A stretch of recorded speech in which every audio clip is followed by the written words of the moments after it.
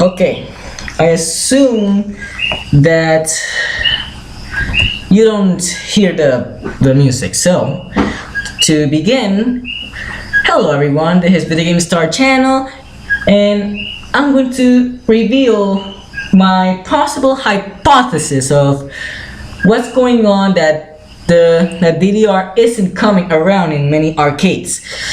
I've been doing a lot of research and this puzzle has been solved unintentionally, and when I saw something in e-amusement that the e-amusement passes can be sold in wherever the machine is located that has e-amusement, any machine, DDR, something else by Konami, whatever.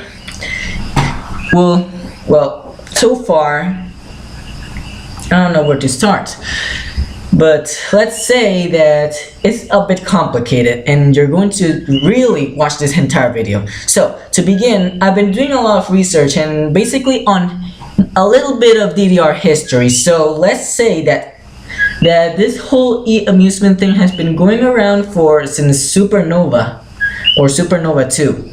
But however, e-amusement has been going a lot more broad around than what the heck?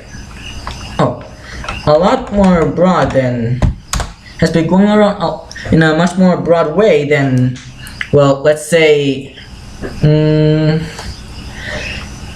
don't know, but it's more, let's say, I'm not sure how to say this, but what I want to say is that e-amusement is more common and more used in, well,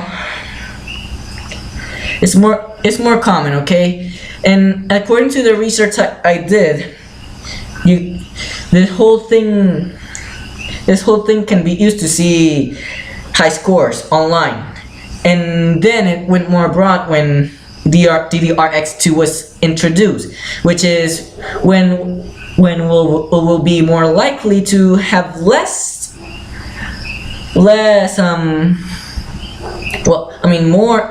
more activity from e-amusement, because let's say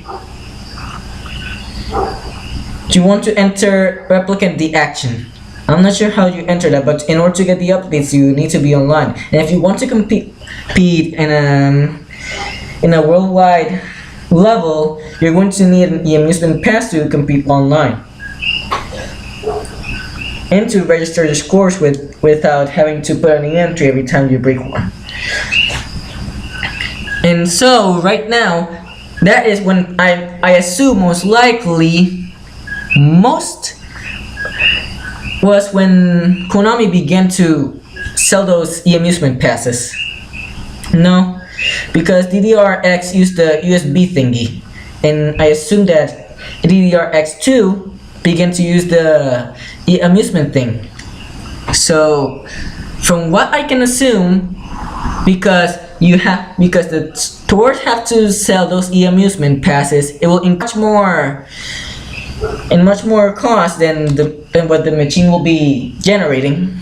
So, and also it will require more employees and stuff, and people didn't want to buy X2, and that led to the result that X3 did not come to neither North America or Europe, and only to the areas that speak simple languages, I assume.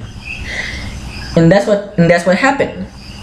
Normally, if you see an X3 machine, it's probably either owned by someone who knows about e-amusement, and let's say either they brought it illegally, or through something like eBay, Amazon, etc. is how things are working right now. So that's why in some countries you see mostly Extreme, Supernova, and stuff. So since Supernova is there, in most countries we can say that e-amusement started since Supernova 2, and things have been going more active on e-amusement since DDR-X2. And since sales haven't been going quite around from X2, I assume, well, I I don't know how to put this together. DDR decided to cut this thing, so when they bring something with more songs, there will be more incentive to bring it to the countries in which it's actually working. But however, the problem is the e-amusement passes. That's what I assume the main problem, because it means incurring into more spending, more employees, an extra section, requiring moderators as well. That's what few arcades have. And also, let's say, well, having an access point as well. So having all those factors put in, that's why few places have had DDR A's, DDR 2014, anything above X2. And that's why a lot of people are not fortunate enough to have something like anything beyond Supernova from that. So what can I assume? Well, pretty much that's how it goes. So mainly the piece of the puzzle will go as this.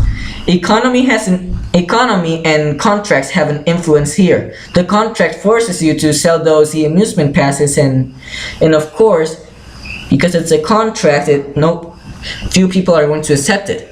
Big stores like Dave & Buster's, who have the cabinet, will probably afford that and have extra moderators and stuff and an access point for those things, which kind of explain why some people kind of would like to tell Dave & Buster's to come to their country or state. And according to the map, there's hardly 50 of them. So pretty much that's what I believe there is. Pretty much that's what I believe is the problem. So, well, sorry if I came out lame in this and didn't come like a newspaper man. I just had to kind of like cobble this up from my head. So it's kind of not as effective. I don't have a speech around here written or in the computer or outside. So pretty much that's my point.